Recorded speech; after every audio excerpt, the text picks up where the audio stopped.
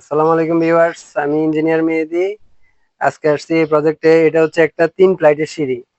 এই এখান থেকে আসবে, এই ধাপ শুরু হবে এখান থেকে, ঠিক আছে? ধাপ শুরু হয়ে এদিকে যাবে, এদিকে যাবে এবং ওইদিকে যাইয়া বিমের সাথে এটা লাগে যাবে, ঠিক আছে? 3 ফ্লাইটের একটা সিঁড়ি।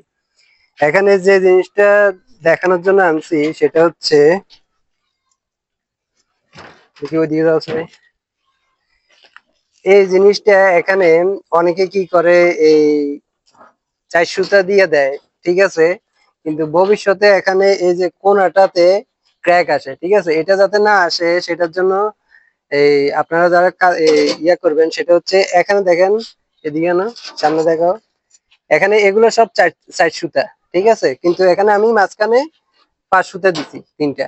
তাহলে এটা দেওয়ার কারণটা হচ্ছে, এই জিনিসটার এখানে কোনো সাপোর্ট নাই, ঠিক আছে? এখানেও সাপোর্ট নেই, ওইখানেও সাপোর্ট নেই। এটা হচ্ছে ক্যান্টিলিভার অংশ, ওইদিকে ওয়ালের ভিতরে থাকবে, এটা হচ্ছে ক্যান্টিলিভার অংশ। তারপরে এটার সাপোর্টের জন্য এই যে 5 সুতা গুলো দিছি, এগুলা বিম হিসেবে কাজ করবে, ঠিক আছে? আপনারা যারা এই যে মিস্ত্রি আছেন তারা এই জিনিসটা খেয়াল রাখেন, যে এখানে এটা ইয়ার জন্য, এই যে আমরা নিচে এটা 3 সুতা, 5 সুতার 3টা দিলাম, উপরেও 3টা দিয়ে দিলাম, বাকিগুলো এগুলা কাটা রড হইবে, ঠিক আছে? এক্সট্রা টপ গুলা এভাবে করে কাজ করলে জিনিসটা হচ্ছে কি, ভবিষ্যতের জন্য ভালো।